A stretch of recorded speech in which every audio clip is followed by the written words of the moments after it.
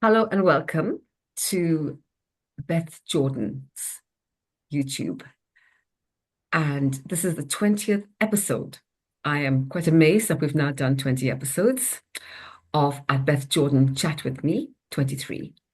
And my guest today is Scott McGowan, whom I met through various book fairs that we've both attended this summer up in the Highlands of Scotland and at book readings. And I got very interested in the writings of Scott because he writes quite differently to what I think other writers do. The Highlands of Scotland, I'm sure Scott will agree with me, has got a huge amount of writers and authors. I can't believe how many there are. But first of all, let's welcome Scott McGowan. Hello, Scott. Good afternoon, and welcome Good to this afternoon. program. Hello, hi. How are you doing today? I'm doing well, yes, keeping going. Keeping Yeah, going, always, keeping going with always writing. busy, but I'm doing a lot of writing, yes. That's what we're here to talk about your writing. Yes, yes. Just before we proceed, I want to just remind our listeners the reason why this YouTube channel exists is to help to promote indie authors, or what we also know as self-published authors. The world of publishing is quite difficult to break into.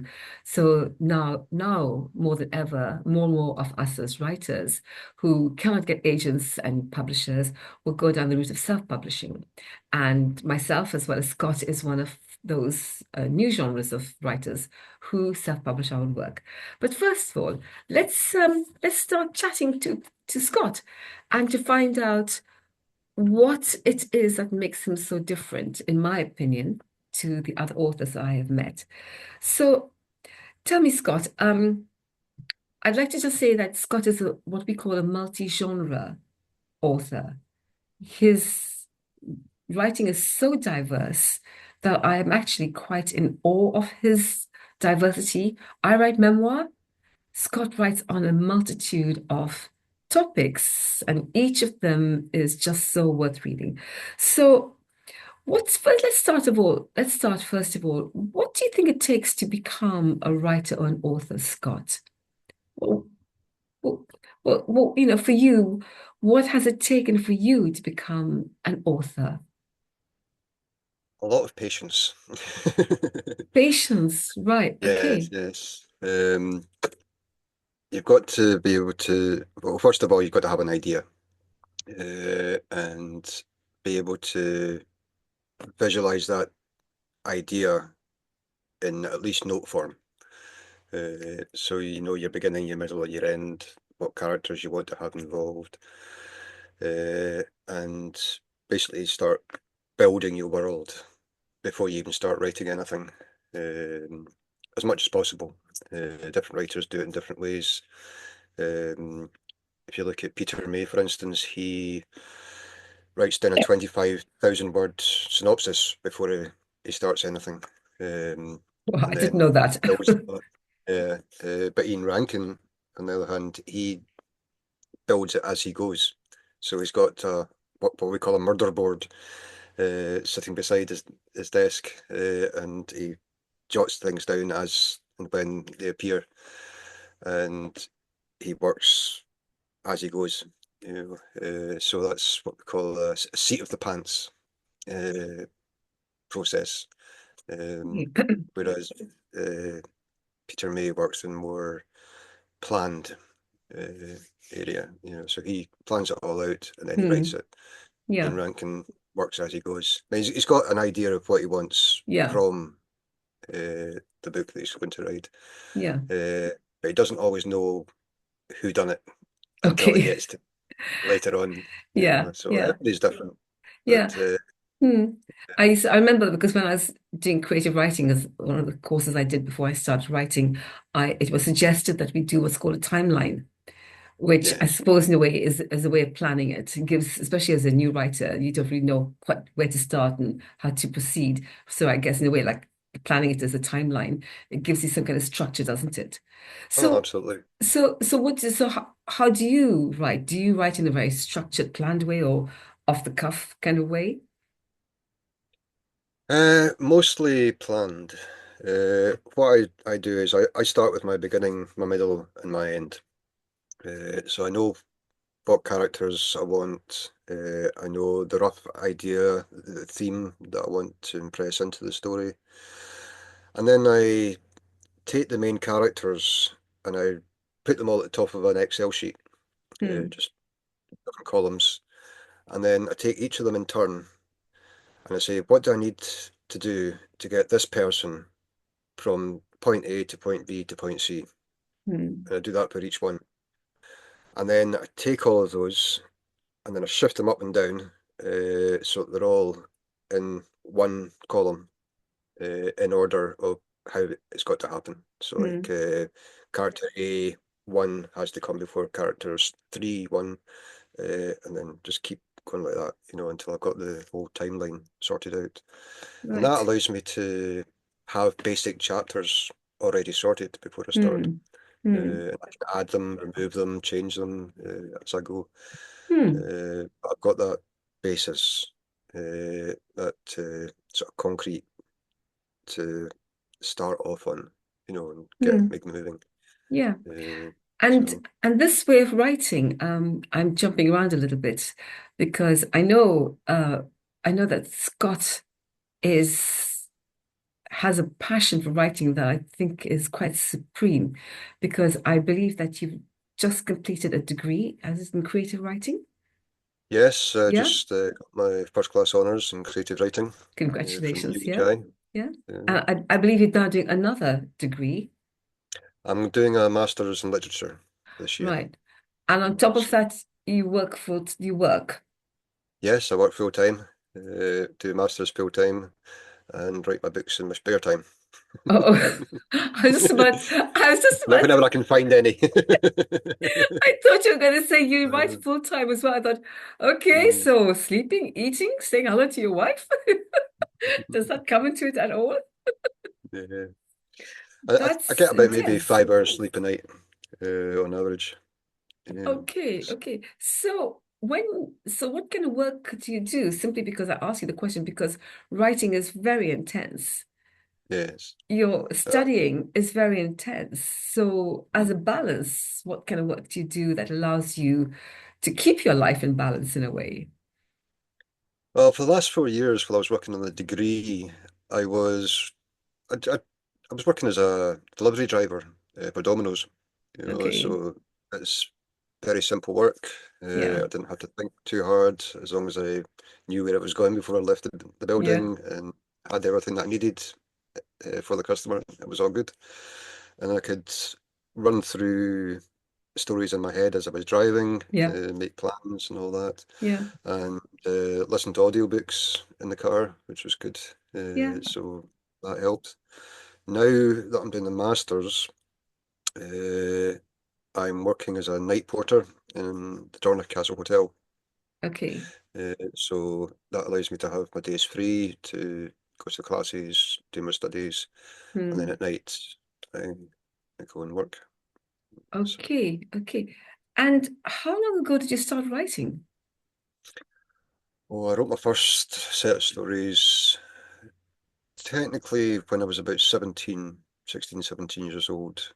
Okay. I'd Okay. written pieces before that, but it wasn't until about then that I actually started getting serious about it.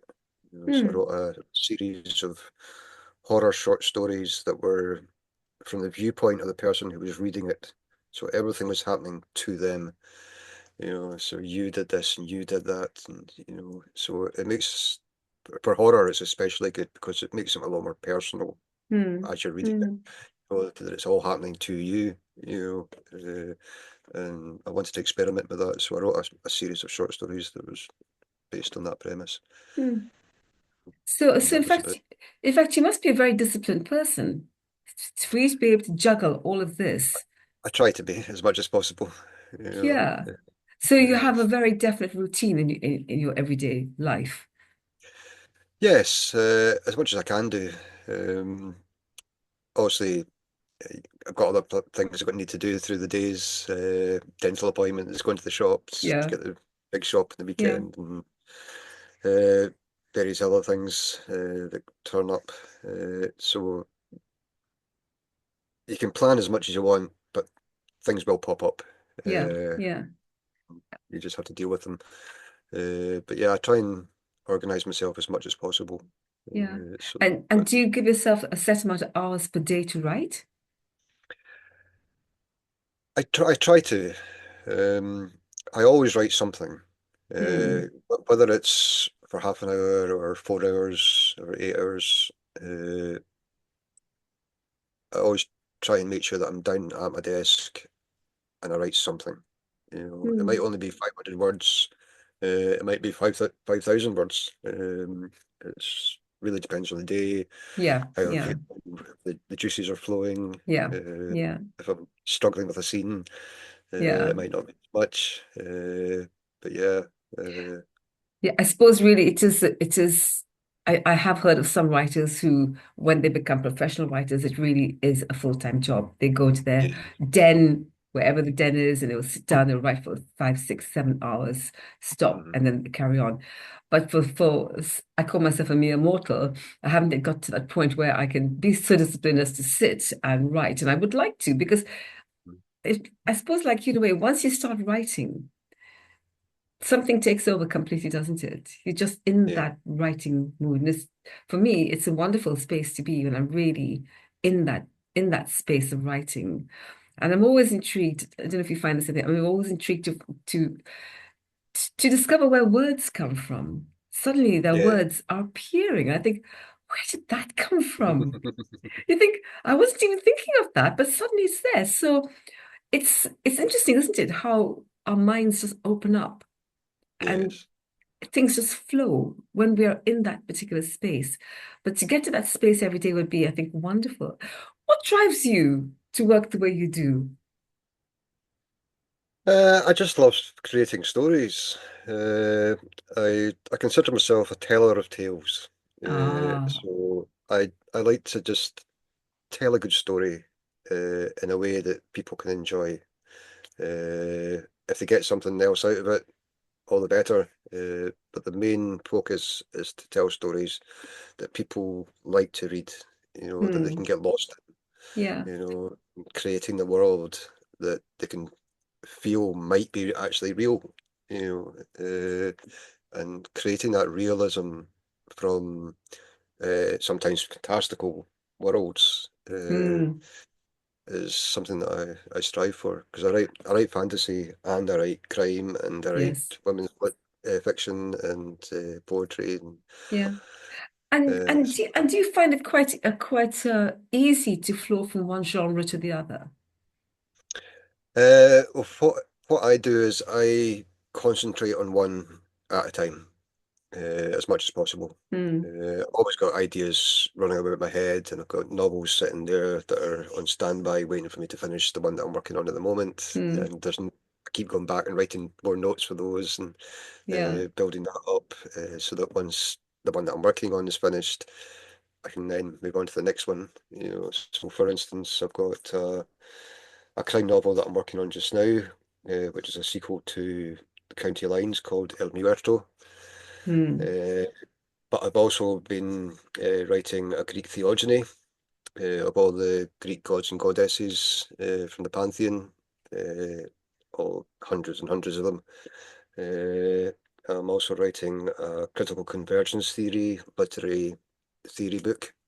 Uh, I've got a play that I'm writing called Pomp and Circumstance.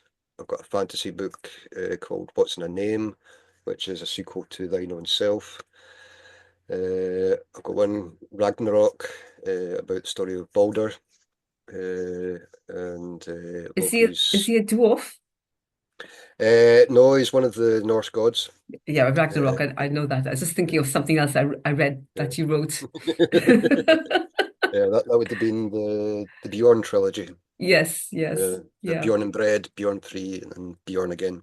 yeah, yeah, Uh, so, yeah. so yeah, I've always got something going on in my head. So I try and concentrate as much as possible on what I'm writing, Hmm. and then every so often I'll go and write notes for Yeah, when it yeah, pops into my head, just so I don't yeah. forget.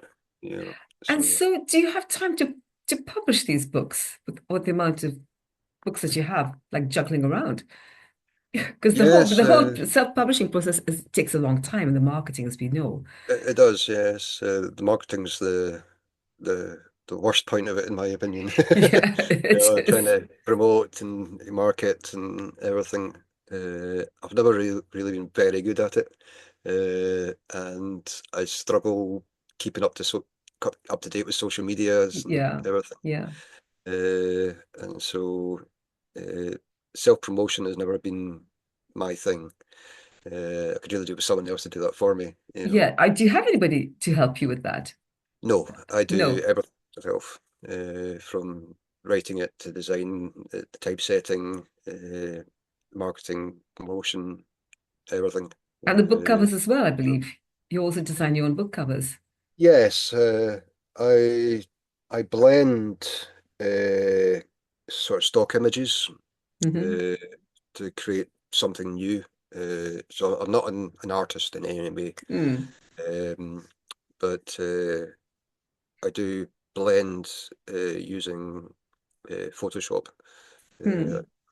by Adobe, Yeah, and that allows me to create covers that have the feeling that I'm trying to portray yeah, from yeah, inside the book. You yeah, know, yeah. but I would like to get an artist on board to design redesign all the covers. Hmm. But it's expensive, and you have to find the right artist that Yes. Yeah. does that style. Uh, Yes. It's very so challenging. I'm yeah, meeting quite a few authors now who actually are designing their own book covers because they yes, just cannot find somebody to interpret how they see the cover. It's important, that cover, isn't it? Because it's the first absolutely. thing that somebody looks at. They pick up the book and see Yeah, the cover, and the cover needs to not tell the story, but to give a hint of oh what they're yeah. going to be reading. And it's And really because difficult. I write in various genres, I would have to get a number of different artists Yeah, to do them yeah, all in turn. yeah, Um, it would be quite hard to find one artist who would be able to do the crime novels as well as the fantasy novels as well as the yeah, women's fiction. You yeah, know, yeah. because they all take a different style of Hmm. art. You know, Hmm. different color palettes, all Yeah, that sort of thing. You yeah. know, so. So how many books have you written so far? I've written and published 7 novels, 2 collections of short stories and poetry, a book on whiskey, a cocktail book. Uh, I don't suppose that has a Cuban cigar in that cocktail mixed with by any chance. no, no, It's a no great cigar in cigar. it. It's a No. great cocktail. Oh no, I don't have that one in there. It's, I worked for 15 years in the hotel trade, Okay. back in the bar, and these are cocktails that I've either garnered from, say, wedding guests who come Mm. up, so things like baby Guinness and Yeah. things like, Yeah. or they're classics like Key Royale, Yeah. uh, or there's some that I have created myself, Yeah. uh, either while I was behind the bar or afterwards. You Yeah. know, so Yeah. Yeah. there's quite a variety Yeah. in there. So That's quite an array of genre. But do you have a favorite book title? Or do you know, a favorite story? Of all the books you've written, which is your favorite? um, I don't know. I like them all for different reasons. The Beyond Trilogy, I'm very proud of that one because it took a long time, and it's very different because it's not one main character. There's 7. Hmm. It's kind of like Game of Thrones. You've got Yes. all these different characters going about in their own routes, and they're all interconnecting, and so on and so forth. So I had 7 main characters that was falling about for those 3 novels, Hmm. uh, and they all started off in their own points on the map, and they were coming and going and intersecting, and having their own adventures and blending adventures. And so that took a lot of planning and a lot of work to Hmm. get that right. Yeah. And overall, it took maybe three, about seven years to write altogether. Yes, I can Uh, imagine that. Yeah. Yeah. so, But in between, you were writing other things as well in between, weren't you? no, Oh, you uh, weren't. no. At that time, that's all I was working on. It was just such a complicated thing to write, and I wanted to get it as correct as possible. Yeah. uh, Yeah. and delving into all the mythologies that I had to for that was extreme because it's world mythologies are involved in that trilogy. Everything Mm. from your Norse and your Greek to Native American and Japanese, and so it was finding the right characters and the right beings and the right monsters Yeah. Yeah. for the particular situation, Yeah. wherever they would come from. Mm. So I Mm. tried not to stick to any one Yeah. mythology. Mm. I get a sense that a lot of your stories are not based in the Highlands of Scotland, like so many of the other authors I have met along the way in the last year or so. Uh, Are there Mostly, any stories of yours based in the Highlands of Scotland? I usually save that for my short stories, All right, uh, okay. poetry. If I have an idea for something that I want to base in the Highlands, Hmm. uh, I'll test it out with a short story Hmm. to see if I'm good enough to do that. Yeah. Uh, and so that's what I do for that. I Okay, have got okay. ideas that I want to do for novels, but I've got so many in the backlog. Because I've got maybe 40 or 50 books in the backlog at the moment. I just haven't had time to sit down and write yet. Um, So would I be right in presuming you will be living to at least 150 years old to get all I, those I books will written? have to, in order to get all this done, I'll have to, yeah. My God. You And know, the Beyond trilogy, is this in any bookstore? Would listeners be able to readers be able to go to any bookstores to yes. find? Yes. You can get them. All my books are available on Amazon. Okay. Uh, all of them on paperback. Some of them also on ebook. Yeah. So they're all there. Um, Other online retailers have taken them as well. You'll Okay. find some of them on eBay, and you'll find some of them on. There's a Polish online bookstore out there. Can't remember what it's called at the moment, and I'd probably Hmm. pronounce it badly if I did. Uh, so there's places around the world just Okay. picking it up. Okay. So yeah, Yeah. they are available. That's good. That's good to know. But I actually wanted to just mention one book that I myself have been reading, and it's called The Literary Eclecticism. And this is a really good book of short stories for any listener if they want to get a real feeling, and a reader, of course, get a real feeling of Scott's, um, I say, breadth and width of storytelling in one book. And I've actually wanted to just highlight a couple of the stories to just show the genre that you go through. So the first one I wanted to just mention is called Alone. Hang on, just let me find it again. Alone, Alone with a song. Alone with a Song. Yeah. And I wanted to can I just, do you mind if I just read a little bit from here? Yeah, let's Okay. carry on. You sleep, you dream, you remember. There in the darkness, crouched like a tiger, awaiting the right moment to pounce, you waited. You stared across the abyss at the enemy who, like you, hated the war. But you had to be there for some reason, which is still beyond your imagination. You had to fight for what is right. But was that not what the enemy imagined they were doing as well? So this is just a very short story, no more than about, how many pages would you say? Um, five or It's only six? a few pages long. Yeah, 5 or 6 So, pages long. But within yeah. that short story, in fact, it was 6 pages, and within that story, you get a complete sense of what the characterization, the storyline, the deepness, the feelings of that in when that really short story. Another one that I wanted to just pull out again was A Night to Remember. That's completely different. Now that goes almost to of child's adventure with fairies. And I wanted to read this out because I just loved what you said. Let me just get is this the one I wanted? Oh no, no, no, no, no. Oh no, no. A Night to Remember is one of the horror pieces that I wrote back in 1996 or 97, Yes. and Oh, then revamped it yes. for publication. Actually, the one I wanted to just was it's called The Black Steward. And it's about Amelia, Oh a yes. very young girl. Mhm. And I love the way you characterized her. You gave her such a strong sense of who she was as a little girl. So Amelia sat on the tree stump, reading her copy of J.M. Barrie's latest story, A Little White Bird.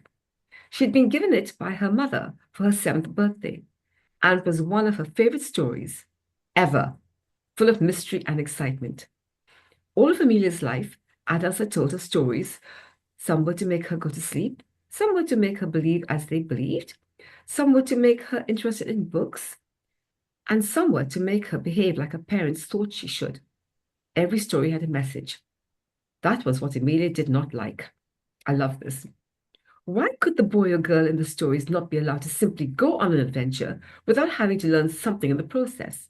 Why couldn't they just have fun? Emilia made herself a promise a long time ago. She swore by her golden locks that if she ever went on an adventure, she would do what needed to be done and come back the same as ever she was. And so this book is full of such a diverse genre of stories. If you want, in my opinion, if you want to really get a sense of what Scott McGowan's writing as an author is, it's definitely worth getting. It's called The Literary Eclecticism, and I'm sure it must be on Amazon, right? Yes, it is. Yeah. Yes. Yeah, I loved it. I thought, as an introduction to you, Scott, to get a real sense of your writing, it's a great book. And in fact, the most surprising story of all was the very last story. I couldn't believe what I was reading, but I thought, really?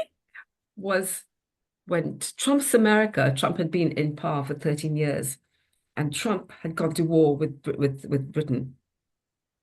Yeah, And I thought, Yellow that's Submariner. this Yeah, the yellow submarine. Yeah.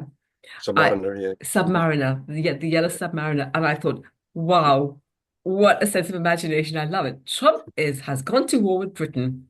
So, really, listeners, if you want to get a really good sense of Scott's writing and thoughts and stories, that's a great book to get. Besides all his other books, so I hope you didn't mind me just choosing a little bit just to highlight what I was really enjoying about your writing as well. Absolutely. Yeah. So. When you think about people who will be listening to this chat with you, what would you like your listeners to take away from our chat today? Well, when people think about writers and authors, most of the time they think you have to stick to one genre.